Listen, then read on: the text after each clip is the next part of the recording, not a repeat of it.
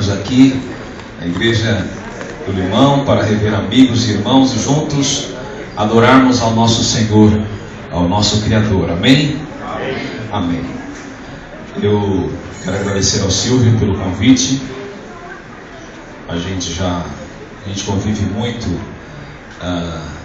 no dia a dia, se apoiando, se ajudando como amigos.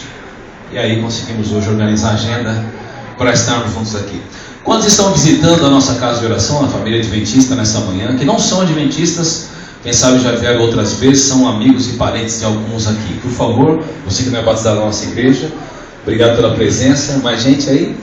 Você, Deus abençoe. Você, Deus abençoe. Amém, amém. Vamos dar um abraço gostoso a quem está perto de você, seja adventista ou não, todos nós aqui, vamos dar um abraço dizendo assim: que bom que você veio, para Deus você é especial. Que tal isso aí?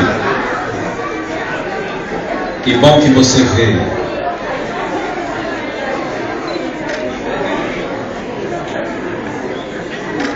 Para Deus você é especial.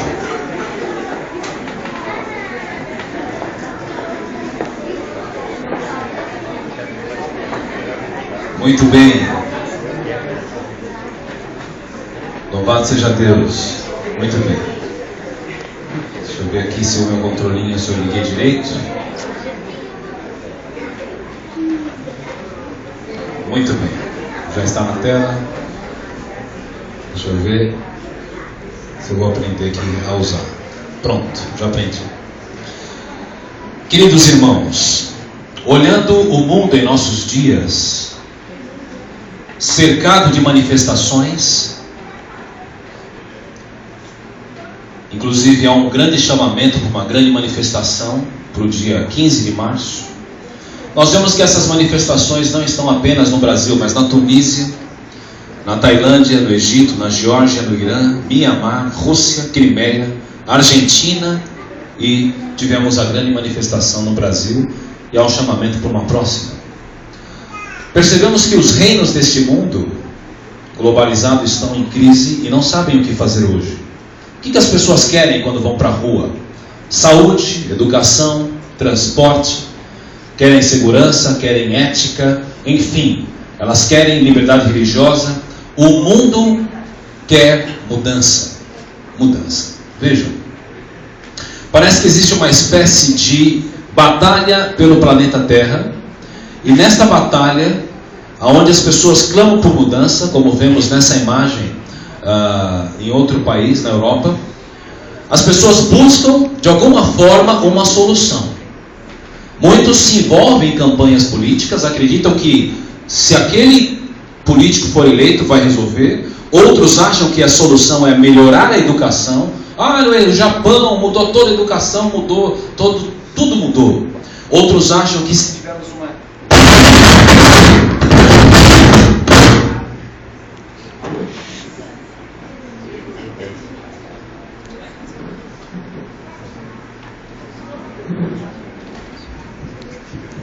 Ok? Esse não tem efeitos especiais? Então tá certo. Alguma coisa falhou ali, mas vamos aqui. Então, voltando, alguns acham que a solução está na política, outros na educação, e outros dizem que a resposta está na religião. Eu quero dizer para você que todas as áreas falharam, todas, inclusive a religião. Por quê? Porque historicamente a religião, ela, por incrível que pareça, foi a fonte de grandes conflitos. As grandes e maiores guerras que nós temos na história, elas tiveram como pano de fundo a religião. Nós tivemos as cruzadas, tivemos a Inquisição, tivemos um cenário no mundo e na história do mundo, onde o derramamento de sangue, inclusive dos judeus, ele se deu por causa da religião. E os fatos recentes, puder colocar um pouquinho mais de volume no retorno, por favor? Os fatos recentes, eles estão, agora estamos diante do terrorismo, eles nos deixam perplexos também, porque a religião está envolvida, evidente de uma maneira distorcida, no terrorismo.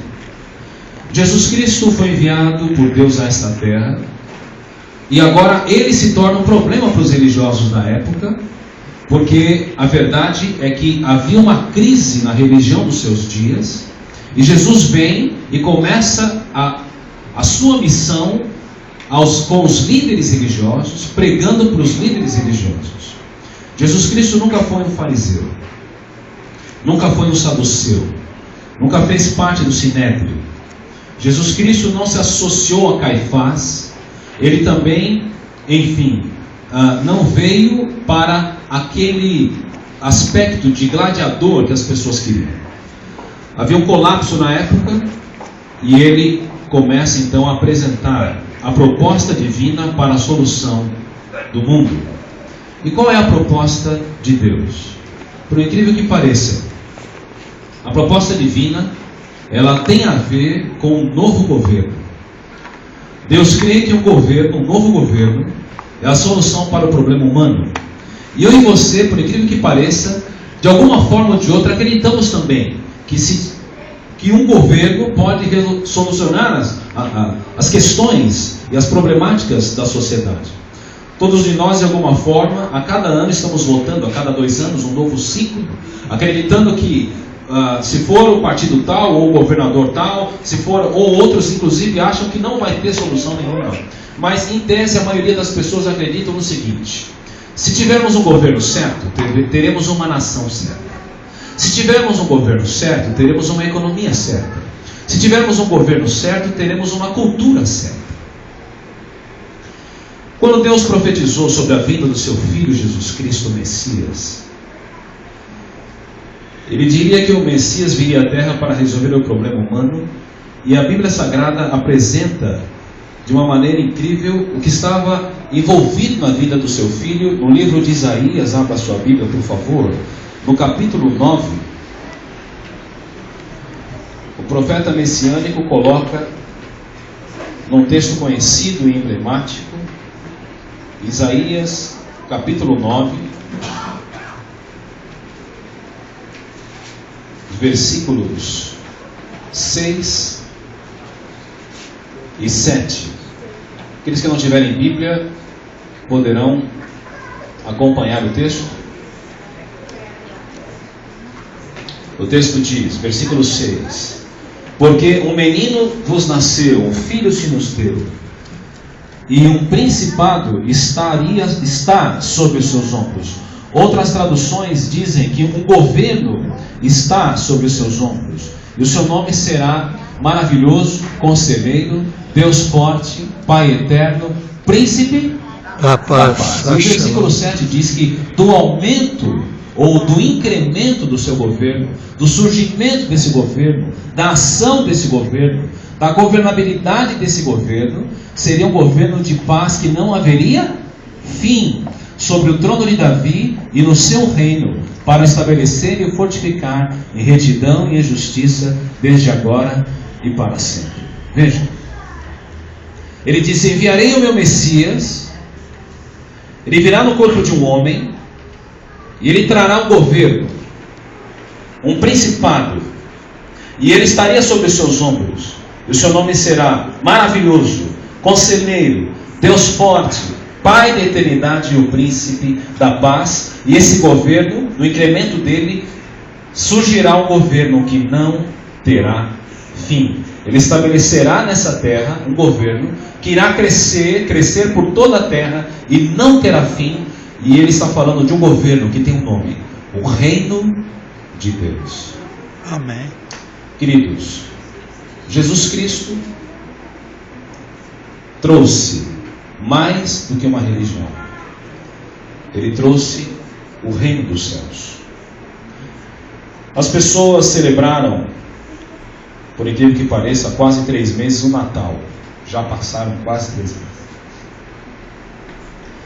E agora nós vamos celebrar a Páscoa. O pequeno Jesus Cristo, que surgiu no Natal, agora crucificado.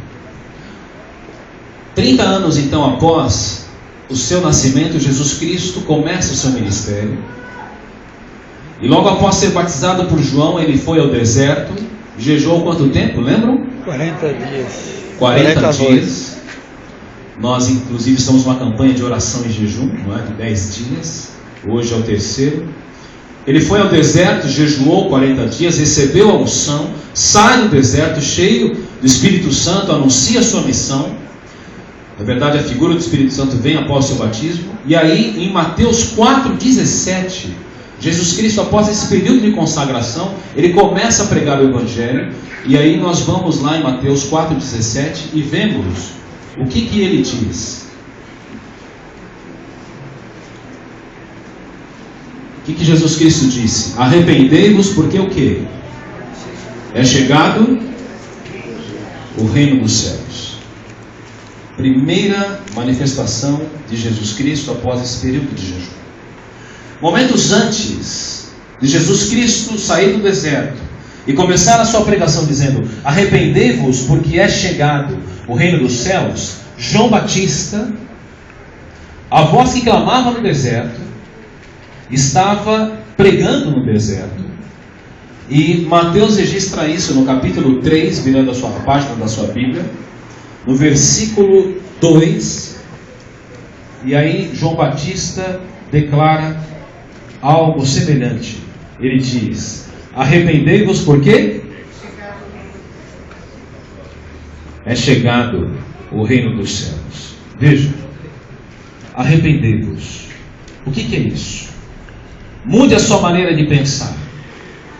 Arrependei-vos, mude a sua maneira de viver. Arrependei-vos, mude os seus valores, a sua mente. Converta-se, porque o reino dos céus chegou. Vejam que a presença do reino é algo muito forte na Bíblia. Eu, quando tinha minha mãe, a irmã Júlia, viva, ia escrever algum sermão, mesmo morando com ela, ou depois que não morava mais com a minha mãe, eu sempre recorria a ela para... Você lembra a passagem, mas não sabe onde está. Mãe, tem uma passagem que fala assim, assim, assado. Onde que está? Ah, filho, isso é Jeremias, no capítulo 47, versículo tal. Obrigado, beijo, tá tudo bem aí? Tá, tchau.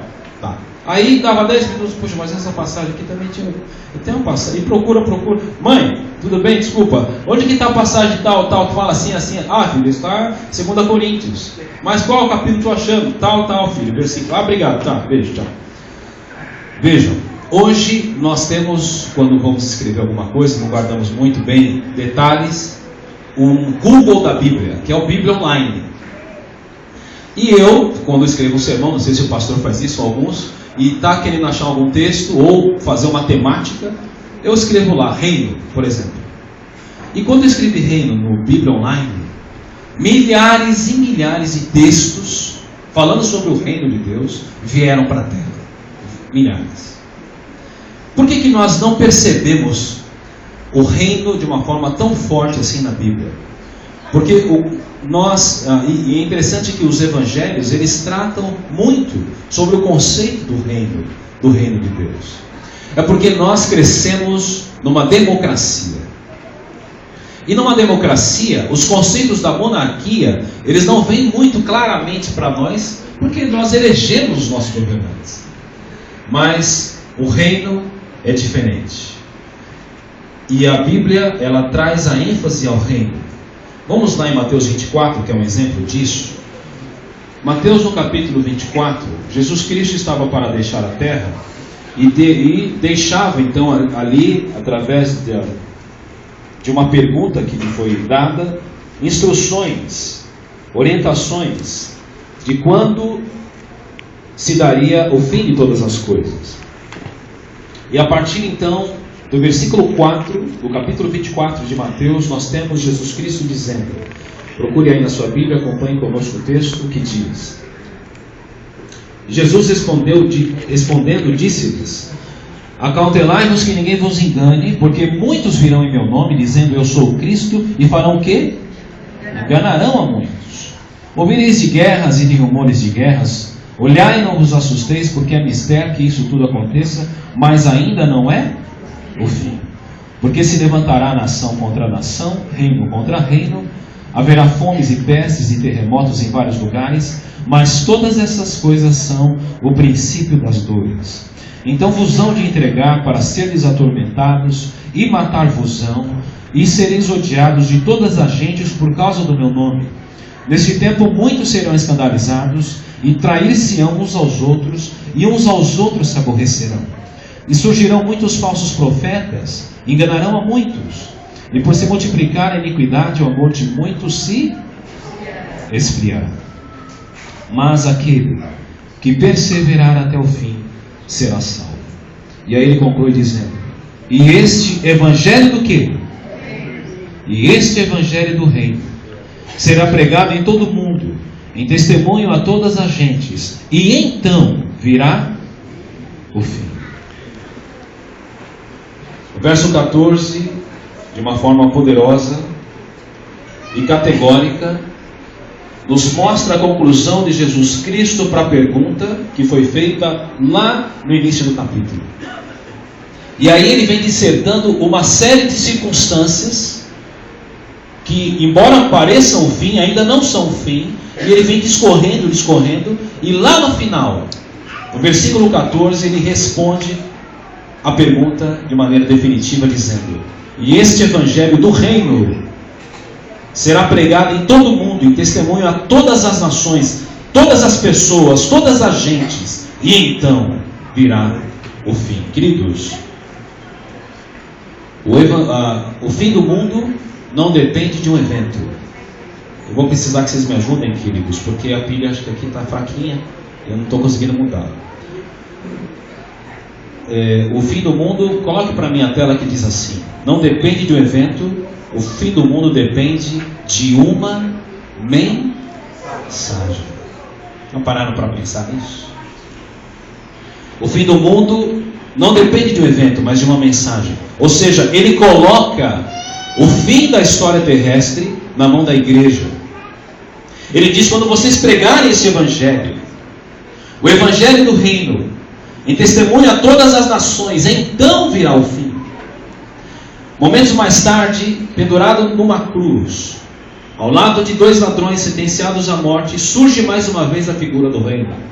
Em Lucas, no capítulo 23, vamos lá, no livro de Lucas, no capítulo 23, no versículo 39 a 42, no momento que Jesus Cristo está pendurado na cruz, ao lado de 2 homens, 2 ladrões, aí surge a figura daquele que é chamado de um bom ladrão.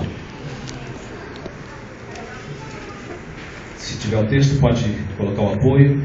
E aí nós lemos que um dos malfeitores que estavam pendurados blasfemava dele, dizendo: se tu és o Cristo, salva-te a ti mesmo e a nós. Respondendo o outro, repreendia-o, dizendo: tu nem ainda temes a Deus, estando na mesma condenação? E nós, na verdade, com justiça, porque recebemos o que os nossos feitos mereciam, mas este nenhum mal fez. E aí o texto continua: e disse, eu acho que você pulou 2, não é? Por favor. Eu esqueci meu óculos, infelizmente eu descobri há 2 meses que sem óculos vai ficar difícil a minha vida daqui para frente. Então vamos na Bíblia mesmo aqui, vamos esforçar para enxergar. E, infelizmente estou com um astigmatismo fortíssimo. E o texto é Lucas 39 a 42. Obrigado, Senhor. E aí,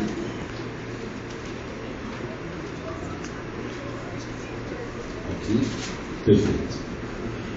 E disse-lhe, versículo 42. E disse a Jesus: Senhor, lembra-te de mim quando entrares aonde? No teu reino. E Jesus disse a ele: em verdade te digo, hoje estarás comigo no paraíso. Veja, mais uma vez, a figura do reino. Queridos, o reino de Deus não é uma sociedade socialista ou capitalista. O reino de Deus não é um parlamentarismo. O reino de Deus não é um estado totalitário ou uma democracia contemporânea. O que é o reino de Deus? O reino de Deus é uma nação governada por um rei, e este rei é Deus, ele é o rei dos céus, e ele está anunciando à terra que ele voltará e governará a terra. Aleluia. Esta é a boa notícia do Evangelho, o reino. O que consiste um reino?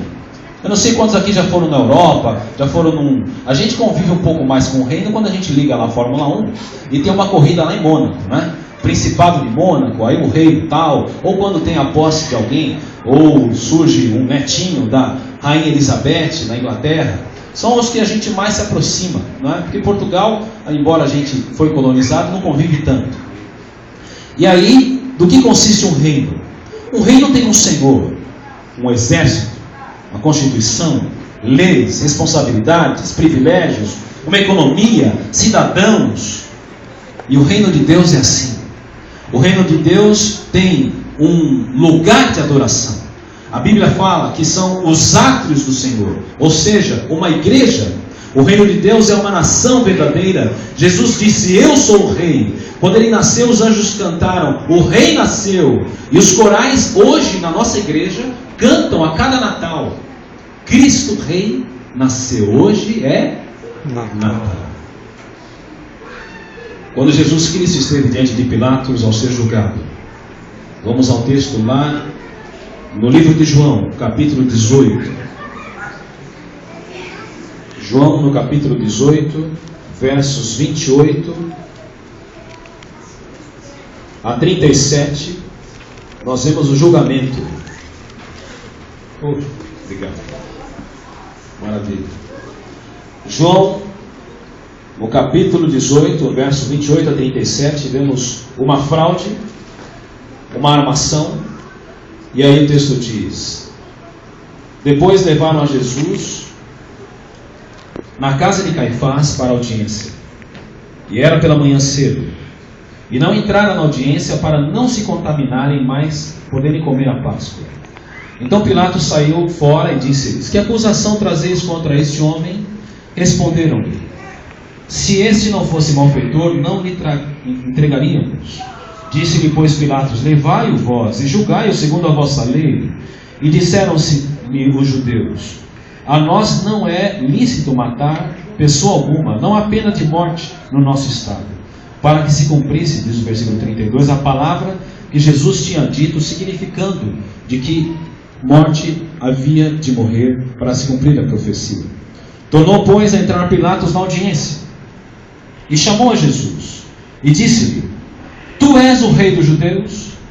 Respondeu Jesus: tu dizes isso de ti mesmo, ou disseram outros sobre mim? Pilatos respondeu: porventura sou eu judeu? A tua nação e os principais dos sacerdotes te entregaram a mim. O que fizeste? E aí Jesus respondeu: o meu o quê? Reino não é desse mundo. Se o meu reino fosse deste mundo, pelejariam os meus servos para que eu não fosse entregue aos judeus, mas agora o meu reino não é daqui. Disse depois Pilatos: logo tu és rei? E Jesus respondeu: tu dizes que eu sou rei.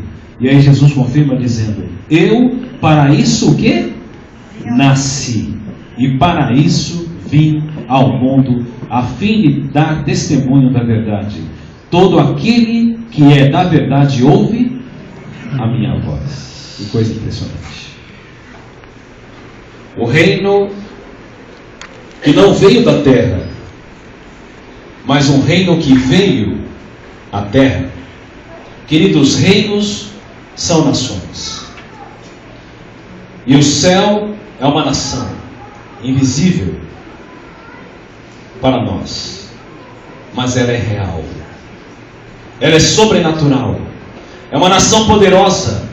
E o rei dos céus é Jesus Cristo, Jeová Adonai. E a sua vida revelou que o reino dos céus veio para colonizar o planeta Terra. Amém.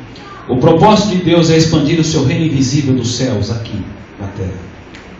O reino espiritual numa terra física.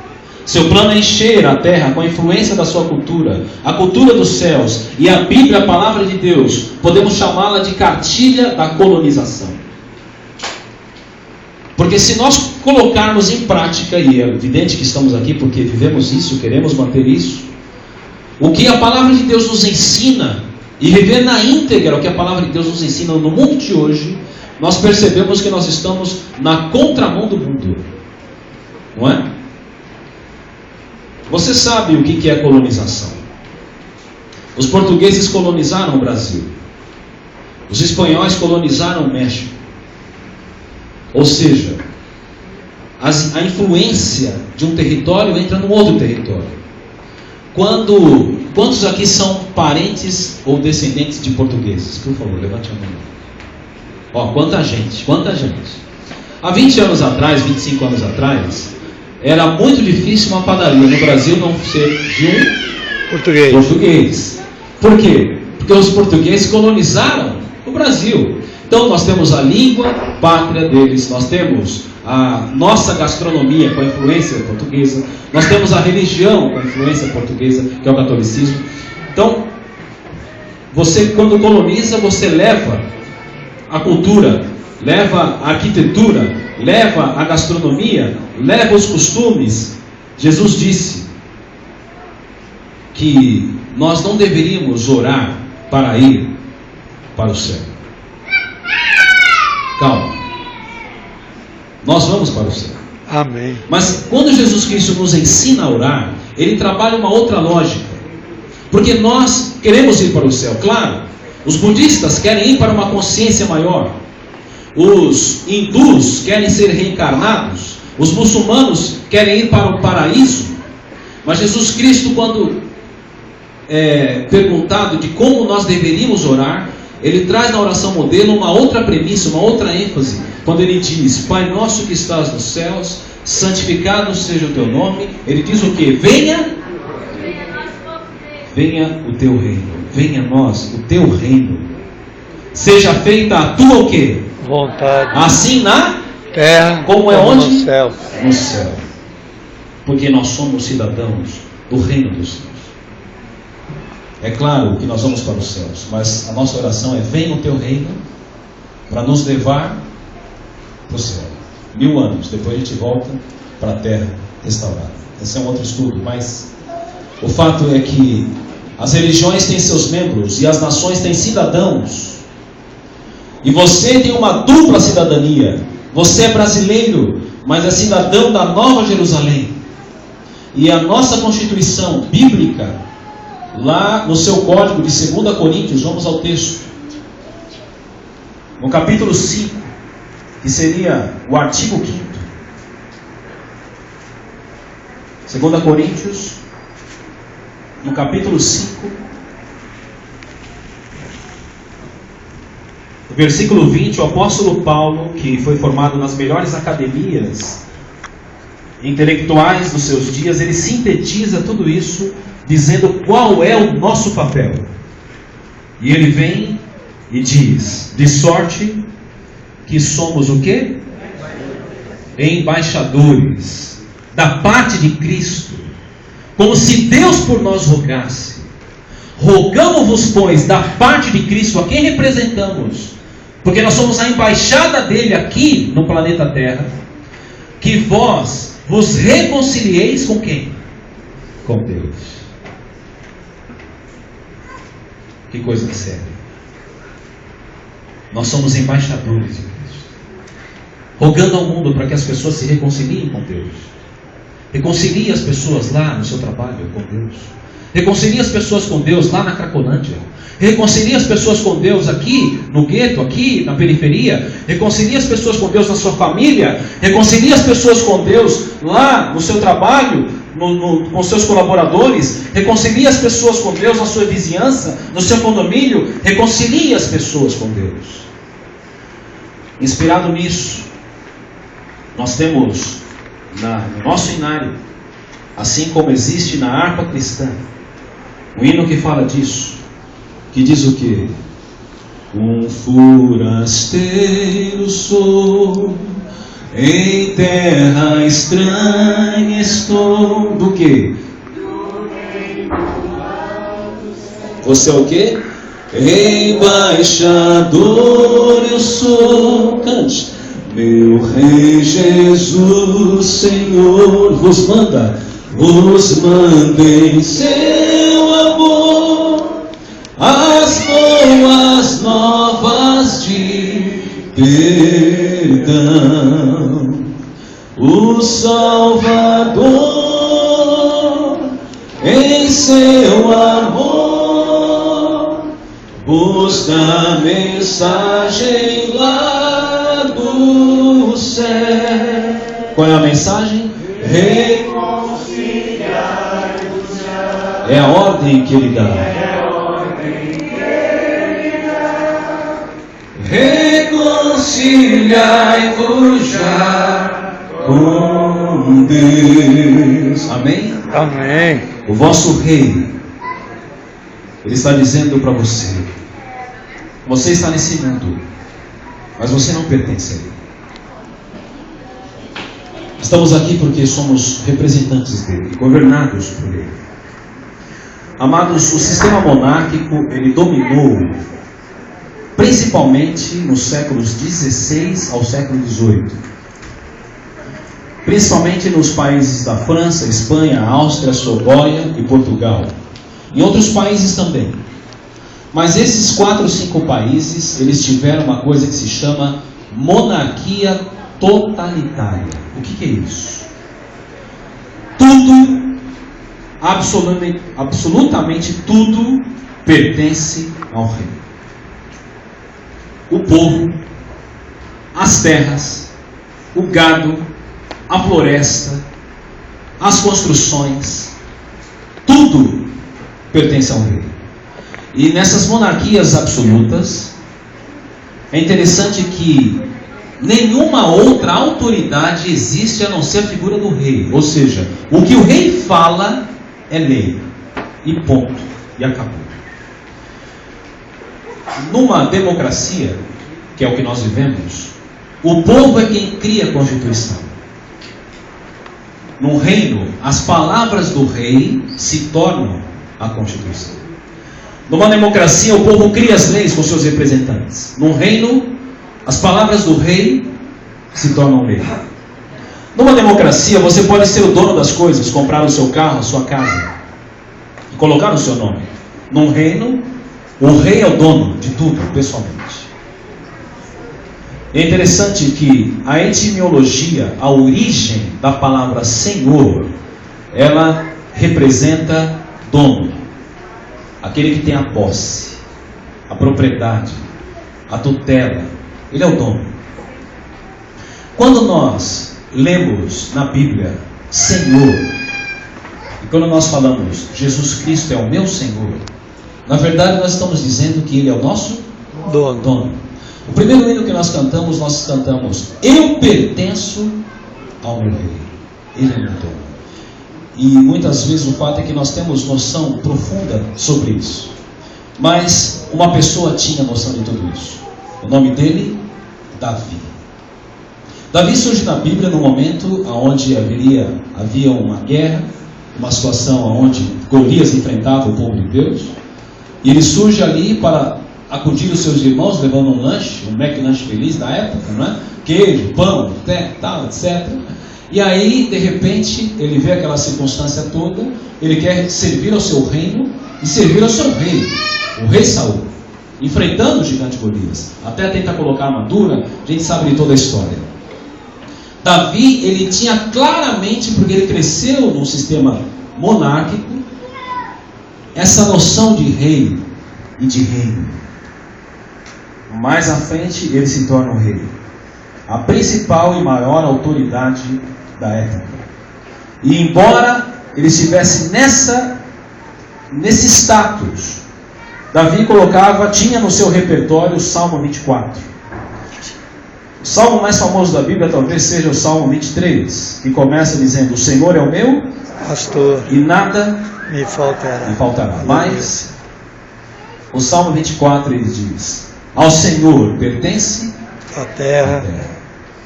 Davi, que era o rei, que estava na condição de ser o dono de tudo, ele estava dizendo: ao Senhor pertence a terra, tudo que nela contém, o mundo, os que habitam no mundo. Ele fundou esse planeta sobre os mares, sobre as correntes estabeleceu. Quem subirá ao monte do Senhor? Quem há de permanecer no seu santo lugar? Ele é o fundador, o arquiteto.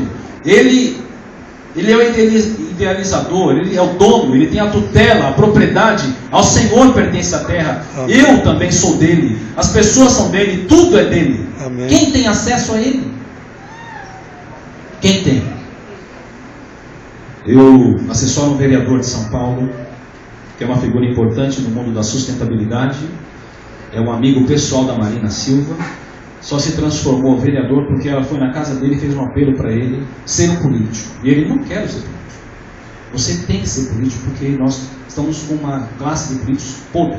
Somos gente honesta e você tem que ser para ajudar a melhorar. Então montou minha equipe, me convidou, estou fazendo parte lá. É muito difícil a gente que é assessor dele ter um momento com ele, um horário com ele, que a vida dele é absurda. Tem gente que controla as datas de aniversário dos filhos porque ele se perde. Tanto compromisso, tanta coisa.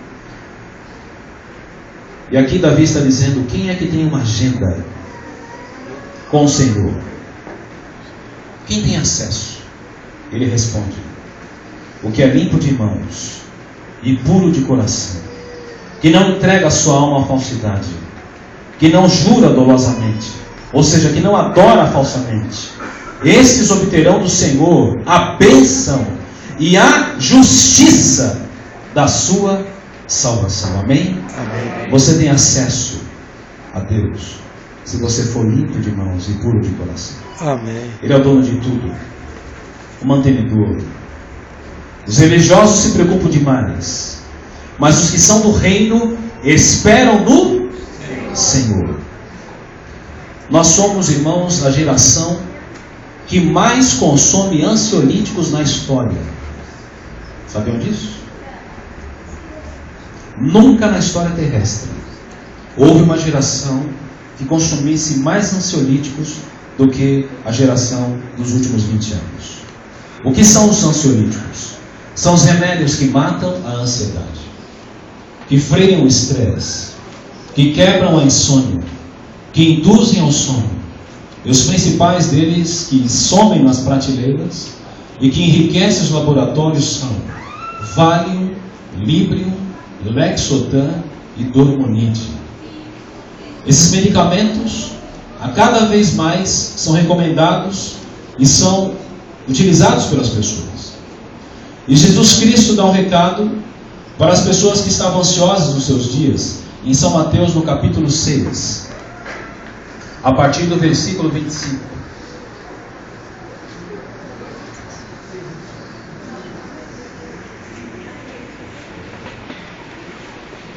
Jesus Cristo, no capítulo 6 de Mateus, aliás, vamos começar antes o texto, a partir do versículo 19. Deixa eu ver aqui. Está certo, 25, isso mesmo. São Mateus, capítulo 6, verso 25, ele diz: algumas traduções falam cuidadosos e outras ansiosos mesmo, usa a palavra ansiedade.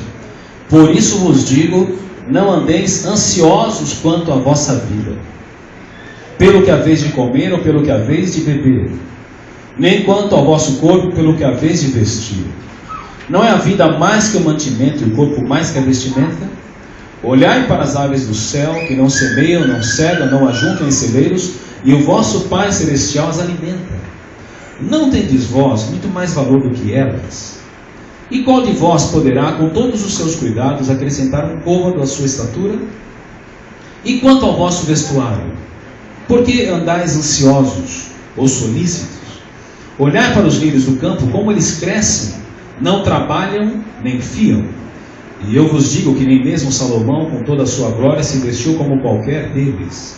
Pois, se Deus assim veste a erva do campo, que hoje existe e amanhã é lançada ao forno, não vos vestirá muito mais a vós, homens de pequena fé?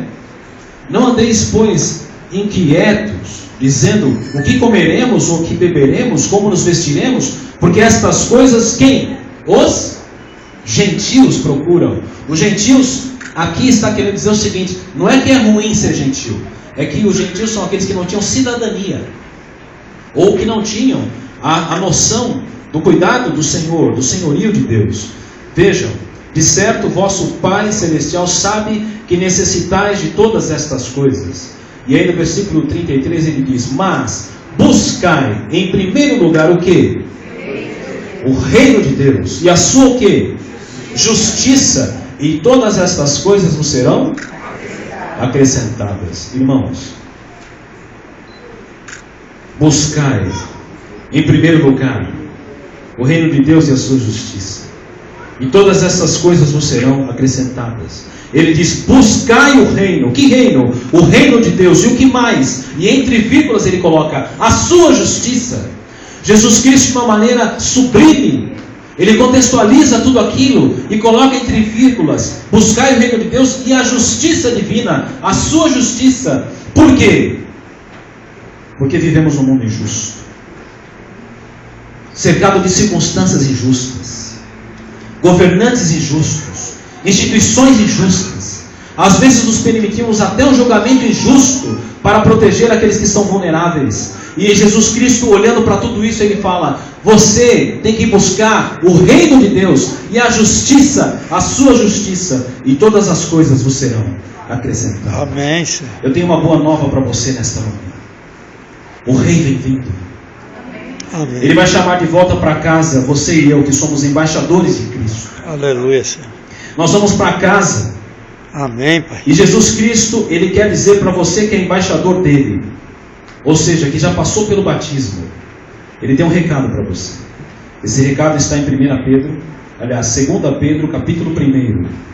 2 Pedro, capítulo 1, versículo 10 e versículo 11. Aos embaixadores ele diz, tem o texto na tela para aqueles que precisarem também: portanto, irmãos, procurai fazer cada vez mais firme a vossa vocação e eleição, porque fazendo isso nunca jamais tropeçareis, porque assim vos será amplamente concedida a entrada onde? No reino eterno do nosso Senhor e Salvador Jesus Cristo. Amém? Amém. Para você que é embaixador de Cristo, para você que é uma embaixatriz, que já está selado através do batismo, e que foi e que assumiu essa vocação e essa eleição, ele está dizendo: procurai fazer com zelo, com cuidado, com firmeza. Se você proceder assim, você jamais tropeçará. Que maravilha!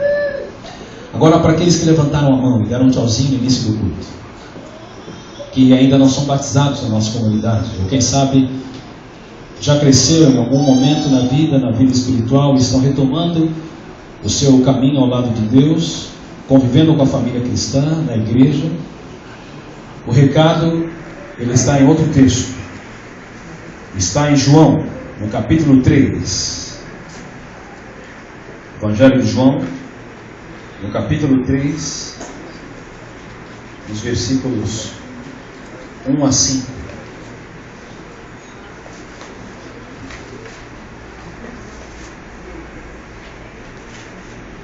O texto diz: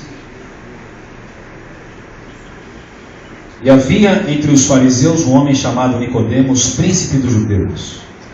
Este foi ter com Jesus à noite e disse-lhe: Rabi, bem sabemos que és mestre vindo de Deus, porque ninguém pode fazer os sinais que tu fazes se Deus não for com ele. Jesus respondeu-lhe: na verdade vos digo, que aquele que não nascer de novo, não pode ver o quê? O reino dos céus. O reino de Deus. Nascer de novo. Ser batizado. Quem não for batizado não poderá ver o reino de Deus. Mas espera aí, e o ladrão da cruz não batizou? Jesus sabia que se ele continuasse vivo, ele se batizaria. Ele foi justificado pela fé. Amém. Ele é o dono de tudo. Dos seus negócios, da sua família, da sua casa, da sua vida, das suas metas, dos seus sonhos. Entregue tudo nas mãos dele. Deixa Ele cuidar de você. Deixa Ele reinar na sua vida. A igreja do Limão é dele. Amém. Pertence a Ele. Amém. Ela vai prosperar. Ela vai cumprir o seu propósito. Amém. Ela está crescendo. Ela está trazendo mais pessoas para o reino. O Silvio e eu estamos no ramo de transporte de lotação já há alguns anos. Não sei, alguém aqui já está nesse ramo, já passou por esse ramo. Eu estou desde 1996. Começou com uma perua Kombi, que virou uma Topic, que virou uma Ducato, uma van, que virou um micro-ônibus de uma porta, que virou um micro-ônibus com 2 portas, e agora a gente pode ter os micrões, que são os, às vezes 4 ou 3 portas, ou ônibus, enfim. Então é a evolução da espécie, né? A perua Kombi, a Topic, a van, e assim foi. E cada vez que há uma evolução da espécie, quando a prefeitura fala evolua a espécie, né? Então a gente tem um desafio que é comprar o veículo que a prefeitura quer que a gente coloque para trabalhar, porque até hoje nós não temos o benefício do BNDES, né? E então paga juros altos, tudo é muito caro, não tem isenção de impostos, é um drama. Quem é taxista geralmente tem esses benefícios, né? O Rui aí sabe disso. Bom, quando chegou o momento da terceira evolução da espécie, e eu estava no micro-ônibus velhinho, a cooperativa chamou todo mundo e falou: olha, o próximo ônibus que nós temos que ter custa R$200 mil. Meu pai, meu amor, como é que eu vou pagar esse carnê, não é? O carnê é tão grande que a gente veio para a igreja, acha que trouxe a Bíblia, eu trouxe o carnê. Abri a Bíblia, meu pai, eu trouxe o carnê do banco. Aí, a cooperativa falou assim: nós vamos fazer um consórcio, aonde vocês vão pagar R$1.000 por mês, nós vamos descontar R$1.000 do olerite de vocês. Durante 4 anos vai ter esse desconto, para vocês pagarem uma parte do ônibus, e no momento que vocês chegarem a vez de vocês, tem que dar 50 mil para poder pegar o ônibus, e aí parcelar o resto em até 36, 48 para frente ainda. Então, eu falei, eu vou ter que me inscrever nisso, porque eu não tenho dinheiro. Me inscrevi. 1 ano, 2 anos, 3 anos. Aí estava chegando a minha vez de pegar o ônibus. 3 anos e meio, pá! O ônibus velhinho meu, eu procurei a vender ele, achei alguém que dava 50 mil. Certinho. Falei, meu pai, que bom. Aí chorei mais um pouquinho, deram 52. Vendi o ônibus, dei lá o dinheiro, peguei o ônibus, vou trabalhar. Ônibus novinho. Meu pai, agora tem que ralar para pagar esse negócio. E carrega o povo para cima e para baixo, carrega o povo, meu irmão dividindo comigo. Aí toca o telefone. Sérgio, o que foi? Uma mulher bateu atrás do ônibus, foi uma tragédia. Aonde? Lá na caixa d'água. Corre lá. Corri lá na caixa d'água. E um carro estava embaixo do ônibus, destruído até o para-brisa, a parte traseira do ônibus destruída. Era uma senhora que estava com a filhinha de 3 meses no carro, estava bem amarradinha no banco naquele bebê Comfort, e não machucou. A moça machucou um pouco o rosto, o SAMU levou, cuidou deles lá, na ambulância, e aí depois telefonou o marido, tá, olha, Sérgio, eu tenho seguro. Você não tem seguro. Então, só que aquela papelada, demorou uns 3 meses para receber. Fiz a papelada, a cooperativa me ajudou a arrumar o ônibus, reformou, vamos trabalhar. Passado 3 semanas, eu estou pregando numa igreja um domingo à noite. Acabou o culto, cumprimentei os irmãos lá fora. Quando eu ponho a mão no celular para olhar a tela, 19 ligações do motorista que estava trabalhando no domingo. Que a gente não trabalha no sábado, roda no domingo. Eu falei, bom, boa coisa não é para ligar 19 vezes, né? Liguei para ele, fala, meu amigo, o que aconteceu? Serginho, vem voando aqui para o bairro de Mirim, na altura aqui da Sambaíba. Falei, o que aconteceu? Uma tragédia. 2 meninos de 17 anos, os dois, em cima de uma moto, bateram de frente com o ônibus. Um morreu na hora, o outro perdeu a perna. Vem para cá, fui para lá. Quando eu vi o ônibus, irmãos, destruído, e aquele monte de policiais militares, e o motorista não piscava em estado de choque, que foi ele olhando aquela cena, né? E o para-brisa afundado com a cabeça do moço, uma coisa feia. Eu olhando para o chão, sangue, etc. Aí os policiais vieram falar comigo. O senhor é o proprietário do ônibus? Eu falei, sim, senhor. Olha, infelizmente, esses jovens roubaram essa moto hoje cedo. E eles estão aí, são menores, moram na Brasilândia. Bom, o contexto é o seguinte: quem é que vai pagar essa conta? 2 jovens de menor de idade, não existe de menor, e ladrões. Não é? Um morreu, eu vou bater na família lá, pago aqui. Bom, eu comecei a fazer conta, né? Aí veio o guincho lá, 2 horas depois, levantou o ônibus, e o ônibus foi lá todo pingando óleo e foi embora. Eu sentei na calçada, irmãos, eu fiquei desolado. Falei, meu pai, na conta tal eu devo uns 6 mil negativo, na outra um jogo. Esse ônibus é uns 10 para amanhã. Como é que eu vou pagar essa conta?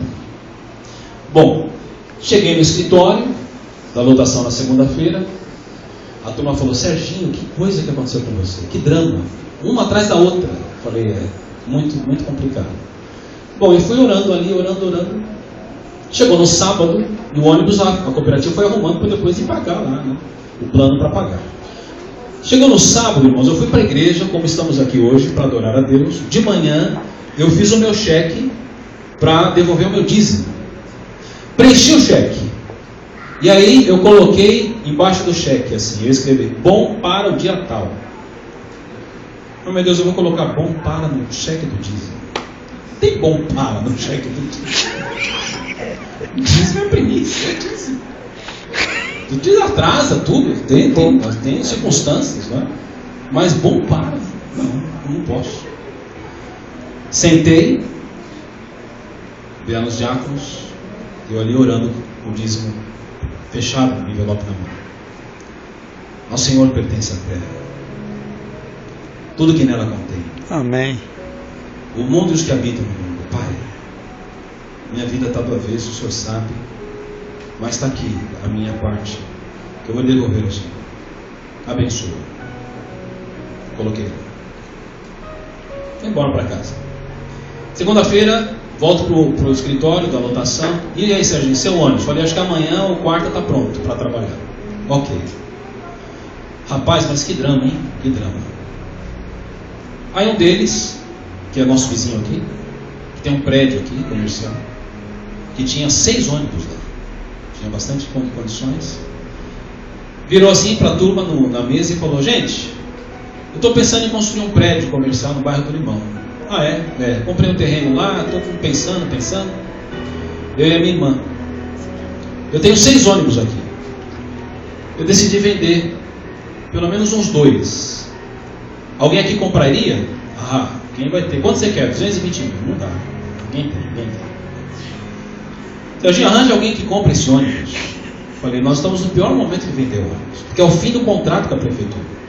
Quem é que vai comprar sabendo que você não vai renovar? Não, né? Difícil. Falei, eu tive uma ideia. Qual? Se a gente dividir o ônibus em partes. O veículo é uma coisa, o alvará é outra coisa e o ponto é outra coisa. Cada um tem um valor, porque vai ser mais fácil vender. Porque alguém precisa de ônibus, alguém só quer um alvará, de repente alguém... E o ponto vamos fazer o seguinte: vocês topam aqui ratear o ponto e comprar o ponto, que tem pouco passageiro e muito ônibus. Então vamos diminuir. Topo, todo mundo topou. Falei, pronto, 50 vezes já foi embora. Só que você recebe 10 vezes? Recebe, não tem problema. Então, ok. Vamos lá, pega o telefone. Alô? Oi, Rochinha, tudo bem? Tudo. Rochinha, é o seguinte, tem um alvará aqui da área 2, da área azul, isso. Acho que ele vai nos 80 mil reais. Sabe de alguém que precisa comprar? Eu que estou precisando comprar. Como assim? Me traz o alvará, eu quero o alvará. Tá bom. Fechou. Tá, um abraço, tchau. Vendi o alvará. Tá bom. Peraí. Fulano de tal, tudo bem? Tudo. Olha, tem um ônibus aqui na área 2, é um Thunderway, marca tal, ano tal, modelo tal. Ele vale tanto. Sabe de alguém que está precisando comprar? Eu estou precisando. Você está brincando? Está vendendo? Está vendendo. Então traz para mim, eu quero. O quê? Você quer o ônibus? Tá bom. Vende o ônibus. Carlinhos, tá aqui. Saí correndo, peguei o cheque todo. Está aqui, medindo para você. Ele me deu uma comissão. Eu cobri as contas. Amém. E paguei a reforma do meu. Amém. Sabe por quê? Que Deus. Não andeis ansiosos com coisa. Amém. Eu cuido de você. Amém. Da sua casa, da sua vida, da sua família, dos seus negócios. Confie em mim. A gente pode, como eu já vivi isso, sair da faculdade e procurar o carro. E o carro não está lá porque alguém roubou o carro. E aí a gente vai fazer o boletim de ocorrência, como eu já fiz alguns. Proprietário Sérgio Borges Arruda. Mas depois de entender o conceito de reino, eu cometi um equívoco ali. Porque eu não sou o dono de absolutamente nada. Ele é o dono de tudo. Amém, Senhor. A filha do Inas Costa Júnior, Laura Moreno, ela regravou um hino, se eu não me engano, do Prisma ou do Coral Jovem do IASP, que diz assim: eu quero repartir o pão que tu me deste.